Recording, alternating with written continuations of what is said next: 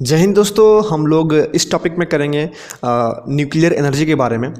तो किस तरीके से न्यूक्लियर एनर्जी बनता है, हमारे पास कौन कौन सा रॉ मटेरियल है, कौन कौन सा रॉ मटेरियल हम लोग को मंगाना पड़ता है, सब कुछ देखेंगे इसके बारे में। लेकिन रिविजन आज की मैगजीन में सब कुछ नहीं दिया हुआ है।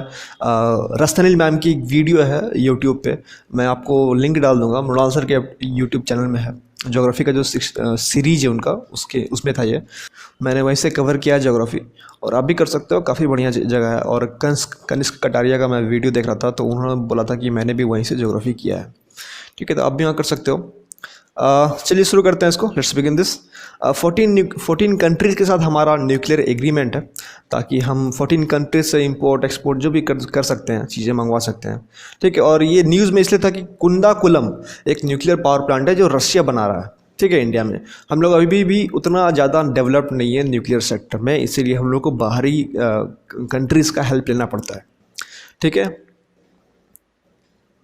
देखिए इंडिया 3 स्टेज न्यूक्लियर प्रोग्राम। देखिए हम लोग को इलेक्ट्रिसिटी बनाने के लिए, पावर जनरेट करने के लिए यूरेनियम चाहिए होता है, लेकिन हमारे पास यूरेनियम उतना अच्छा क्वालिटी में नहीं है, उतना अच्छा क्वांटिटी में भी नहीं है। ठीक है, तो होमी भाभा ने एक 3 स्टेज न्यूक्लियर प्रोग्राम का डेवलपमेंट किया था। तो उन्होंने बताया था कि सबसे पहले हम लोग नेचुरल यूरेनियम को यूज़ करेंगे, जो इंपोर्ट करेंगे। ठीक है, उसको यूज़ करेंगे PHWR में। ठीक है, PHWR क्या होता है? ये होता है प्रेशराइज्ड हेवी वाटर रिएक्टर। ठीक है, हेवी वाटर मतलब D2O, ड्यूटेरियम ऑक्साइड। ठीक है, तो यहाँ पर नेचुरल यूरेनियम को ड्यूटेरियम ऑक्साइड से मिला करके हम लोग प्लूटोनियम बनाते हैं, और डिप्लीटेड यू बनता नहीं, एक्चुअली बचता है। ठीक है, जो यूरेनियम हम लोग यहाँ यूज़ किए थे, कुछ यूरेनियम यहाँ बच जाता है, और प्लस प्लूटोनियम, ये दोनों को हम लोग जब सेकेंड वाले स्टेज में डालते हैं। सेकेंड वाले स्टेज का नाम है फास्ट ब्रीड रिएक्टर्स। ठीक है, इस वाले स्टेज में जो प्लूटोनियम बना था और यूरेनियम का जो बच गया था, उसका ऑक्साइड को लेकर के हम लोग यूरेनियम 233 बनाते हैं। जो प्लूटोनियम बच गया उसको वापस से डाल करके फिर से यूरेनियम 233 बनाते हैं। ठीक है, और फिर यूरेनियम 233 को यूज़ करके थोरियम में मिला करके एनर्जी जनरेट करते हैं हम लोग। थोरियम हमारे पास बहुत सारा है, इसीलिए हम लोग इतना सारा प्रोसेस करते हैं थोरियम को, थोरियम से एनर्जी जनरेट करने के लिए।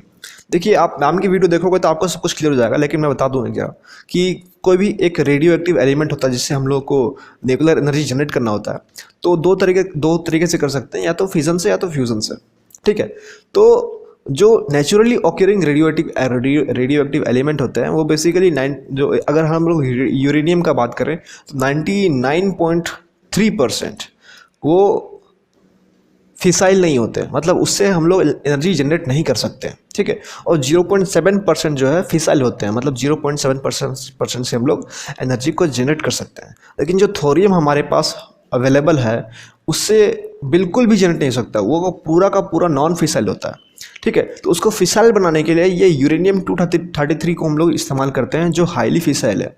ठीक है, ये दोनों को मिला करके वापस से हम लोग एनर्जी जनरेट कर सकते हैं। ठीक है, मैं डेफिनेटली रिकमेंड करूंगा कि आप लोग वो वीडियो ज़रूर देखो, आपको सब कुछ क्लियर हो जाएगा। देखिए there is no shortcut to success, मेहनत तो करना पड़ेगा। हाँ, वो वाला वीडियो उतना अच्छा नहीं है, मैंने जब शुरू में देखा तो मुझे बहुत बोरिंग लगा था और इंटरेस्टिंग नहीं था, और बैकग्राउंड में कुछ बेकार सा नॉइज़ भी आ रहे थे। लेकिन मतलब आइज़ बनना है तो इतना तो करना पड़ेगा यार। ठीक है, देखिए आपको मैं ये बता सकता था कि भाई ये कर लो, ये चीज़ अच्छा हो जाएगा। ठीक है, लेकिन मैं जो करता हूँ मैं सीधा आपको वो बताता हूँ कि मैंने कहाँ से पढ़ा, आप भी वहीं से पढ़ लो, आपको हो सकता है मुझसे ज़्यादा नॉलेज हो जाए। ठीक है, ठीक है, आगे बढ़ते हैं। Has abided by the principles of NPT far better than even some of its signatories. India जो है NPT साइन नहीं किया है, जिस तरीके से हम लोग पिछले वाले टॉपिक में देखे थे, 2.1 में शायद देखे थे हम लोग। हाँ, 2.1 में देखे थे, जब हम लोग न्यूक्लियर वेपन्स के बारे में बात करते हैं कि NPT क्या होता है। NPT नॉन प्रोलिफरेशन ट्रीटी होता है। ठीक है, तो इंडिया उसको साइन नहीं किया है, लेकिन इंडिया जो है उसके रूल्स और रेगुलेशंस को बाकी जो कंट्रीज साइन किए हैं उससे अच्छे तरीके से फॉलो कर रहा है, उससे बेटर वे में फॉलो कर रहा है। ठीक है, ये पॉइंट आप उस वाले टॉपिक में डाल सकते हैं, इस वाले टॉपिक में तो उतना कोई रिलेवेंट नहीं है। ठीक है, यहाँ स्टेज 1, 2, 3 इसी के बारे में दिया हुआ है। मैंने आपको बहुत ही बेसिक तरीके से समझा दिया, और आप मैडम की वीडियो देखोगे तो उन्होंने मुझसे ज़्यादा अच्छे तरीके से समझाया है, तो आप ज़रूर देखना उसको। ठीक है, NSG क्या होता है? NSG आपको मालूम है, न्यूक्लियर सप्लायर्स ग्रुप। 1974 में जो हमने स्माइलिंग बुद्धा टेस्ट किया था, उसके बाद इन्होंने NSG ग्रुप बना दिया, जो भी कंट्रीज़ न्यूक्लियर प्रोग्राम चलाती थी, एक्सपोर्ट करती थी न्यूक्लियर रॉ मटेरियल्स, उन्होंने बनाया और बोला कि हम लोग ऐसे तो देंगे नहीं किसी कंट्री को, नहीं तो सारी कंट्री ऐसे ही न्यूक्लियर वेपन बनाना चालू कर देंगे। ठीक है, अब देखिए what is the need for engaging in nuclear energy cooperation, sustainable harnessing of energy. देखिए इंडिया में जो 600 साल से 1000 साल तक हम लोग एनर्जी जनरेट कर सकते हैं न्यूक्लियर से। ठीक है, तो बहुत ज़्यादा इसका पोटेंशियल है, तो हम लोग को पोटेंशियल को यूज़ करने के लिए न्यूक्लियर एनर्जी कोऑपरेशन पर काम करना चाहिए। ठीक है, एक्सपर्टीज शेयरिंग, जो हम इससे मैंने बताया कि अभी अभी रशिया जो है कुंडाकुलम में काम कर रहा है, और फ्रांस भी हमारे साथ 6 रिएक्टर बनाने के लिए एग्रीमेंट किया है। तो ये सब करना है, तो उसके लिए हमें क्या चाहिए, एक्सपर्टीज चाहिए, नॉलेज चाहिए। तो एक्सपर्टीज नॉलेज अभी बाकी सारी कंट्रीज़ में जो हमसे पहले से उस सेक्टर में इन्वॉल्व है। ठीक है, India depends on importing nuclear fuel, क्योंकि हम लोग जानते हैं, देखिए हमारे पास ना 22 न्यूक्लियर रिएक्टर्स है। ठीक है, 10 जो है IAEA के अंडर में आता है, IAEA के अंडर में आता है। IAEA क्या होता है, इंटरनेशनल एटॉमिक एनर्जी एसोसिएशन। तो IAEA के अंडर में जो 10 आता है, वो जो है आपका उसको मिल जाता है न्यूक्लियर रॉ मटेरियल्स, क्योंकि वो इंटरनेशनली बाइंडेड है, उनको मिल जाता है। लेकिन जो बाकी सारे जो है हमारे वो इंटरनेशनली बाइंडेड नहीं है, तो उनको नहीं मिल पाता है। तो उनके लिए हम लोग इंपोर्ट नहीं कर सकते। उनके लिए हम लोग जो अपना मिलता है अपने आप इंडिया में मिलता है, तो उसको यूज़ करते हैं। तो उनके पास रॉ मटेरियल्स बहुत कम होता है, तो अपना इफ़िशिएंट वे में यूज़ नहीं कर सकते, इफ़िशिएंट वे में एनर्जी को प्रोड्यूस नहीं कर सकते। ठीक है, बाकी जो 10 है जो IAEA के अंडर में आता है, उसके लिए हम लोग न्यूक्लियर फ्यूल को इंपोर्ट करते हैं। तो इंपोर्ट करने के लिए हमें तो कंट्री से सपोर्ट भी चाहिए। ठीक है, तो ये है। ठीक है, क्लीन एनर्जी मालूम है आपको, न्यूक्लियर जो है आपका पॉल्यूशन बहुत कम इमिट करता है। ठीक है, इंश्योरिंग सेफ्टी। ठीक है, यहाँ पर देखिए इंश्योरिंग सेफ्टी में आप बहुत कुछ डाल सकते हैं, आप इंश्योरेंस भी डाल सकते हैं। देखिए इतना लंबा नामों को याद नहीं रहेगा, तो आप डायरेक्ट लिख दो क्या है। इंश्योरेंस भी डाल सकते हैं कि बहुत सारी कंपनीज मिलकर के एक इंश्योरेंस पूल बनाती है। अगर किसी भी कंपनी का कोई इशू आया, कोई ट्रेजेडी आया, गैस लीक कर गया, रेडियो एक्टिव एलिमेंट लीक कर गया, रेडियो एक्टिव रेज निकल रहे हैं, उससे बहुत लोग मर गए, तो वो पूल से पैसे को यूज़ करके वो लोग उस चीज़ को सॉल्व करेंगे। ठीक है, तो आप ये भी कर सकते हो और आप ये भी लिख सकते हो। ठीक है, व्हाट आर द ग्लोबल इसके पहले हम लोग ये देख लेते हैं। ये मैम ने कवर नहीं किया है, इसलिए आपको यहीं से करना पड़ेगा।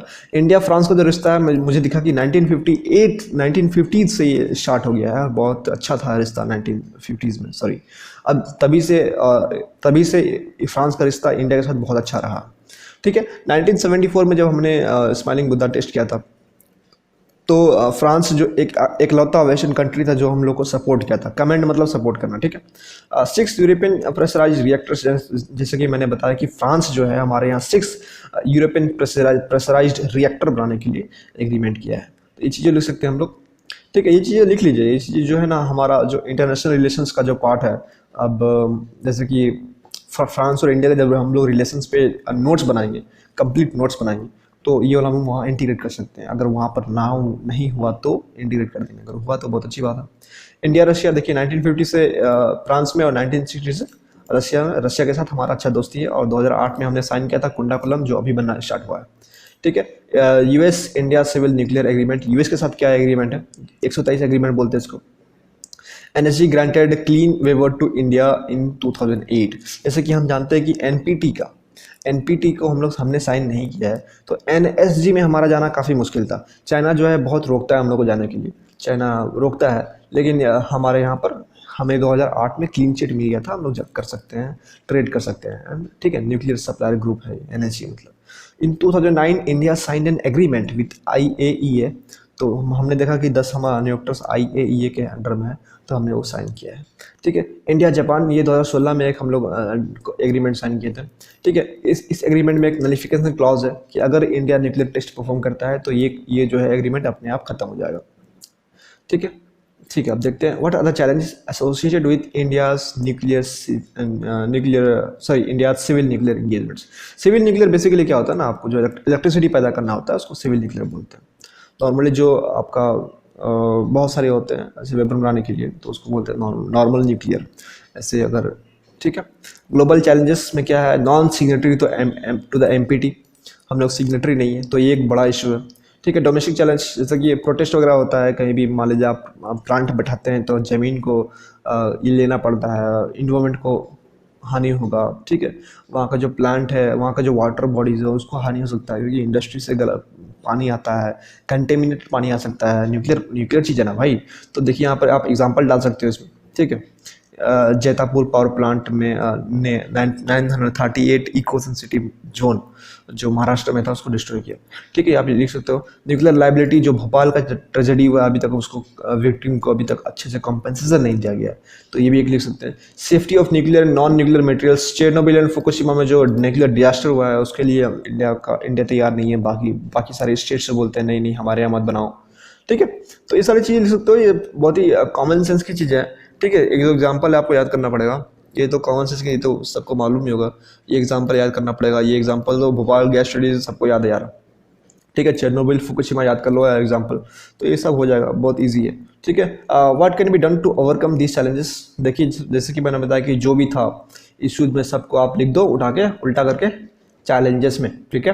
ग्लोबल लीडरशिप, हमने जो एनपीटी को साइन नहीं किया है उसके बिसाइड में हमें क्या करना चाहिए ताकि हमें एनएसजी में अच्छे से सप्लायर ग्रुप में हम लोग को हिस्सा लेने का मौका मिल जाए, और बाकी जो भी इंपोर्ट वगैरह करते हैं हम लोग कंट्री से अच्छे से कर पाएँ, ठीक है। इंटरनेशनल लाइबिलिटी फ्रेमवर्क, ये जो मैंने मैम ने बहुत अच्छे से बताया, आप मैम का वीडियो देखोगे ये समझ में आ जाएगा अच्छे से, मैं आपको बताने की कोशिश करता हूँ बट मैम से अच्छे तो बता नहीं पाऊंगा मैं, फिर भी कोशिश करता हूँ मैं, ठीक है। इंटरनेशनल लाइबिलिटी फ्रेमवर्क, इंडिया का जो लॉ है ना न्यूक्लियर से रिलेटेड, उस लॉ के अकॉर्डिंग ये बोला जाता है कि अगर जैसे मान लीजिए कोई ए कंपनी है, ठीक है, ए कंपनी जो यूएसए बेस्ड है, अगर यूएस की कंपनी कोई इंडिया की कंपनी को सामान बेचती है न्यूक्लियर सिविल न्यूक्लियर से रिलेटेड एनर्जी बनाने के लिए, ठीक है, और ये इंडिया की जो कंपनी है अगर प्लांट लगाती है और एनर्जी जनरेट करती है, ठीक है, अगर कोई डिजास्टर होता है तो इंडिया की कंपनी लायबल नहीं होगी, जो यूएसए कंपनी उसको सामान दी है वो लायबल होगी।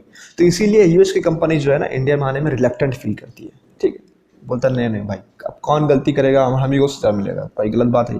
तो 2008 में जब ओबामा आए थे तो उन्होंने, सॉरी 2008 में नहीं आए थे, पता नहीं मुझे याद नहीं कब आया था, लेकिन जब भी वो आए थे उन्होंने एक, जैसे कि मैंने बताया कि एक इंश्योरेंस पूल उन्होंने बनाया था कि इंश्योरेंस पूल बनाएंगे सारे कंपनीज मिल करके, और जो भी डिजास्टर आएगा उस पूल से उसको कंपनसेशन दिया जाएगा लोगों को, ठीक है। इन्वायरमेंटल इम्पैक्ट असेसमेंट कर लेना चाहिए, ये अच्छा पॉइंट है, ये लिख सकते हैं, और ये बेसिकली एक कॉमन पॉइंट है, ये कॉमन पॉइंट है। आप जो कॉमन पॉइंट का लिस्ट बनाते हो ना, आप उस पॉइंट को यहाँ डाल सकते हो। इस कॉमन पॉइंट में क्या क्या आता है, कैपेसिटी बिल्डिंग आता है, लैक ऑफ अवेयरनेस आता है, इन्वायरमेंटल इम्पैक्ट असेसमेंट आएगा, सब कुछ आएगा, ठीक है।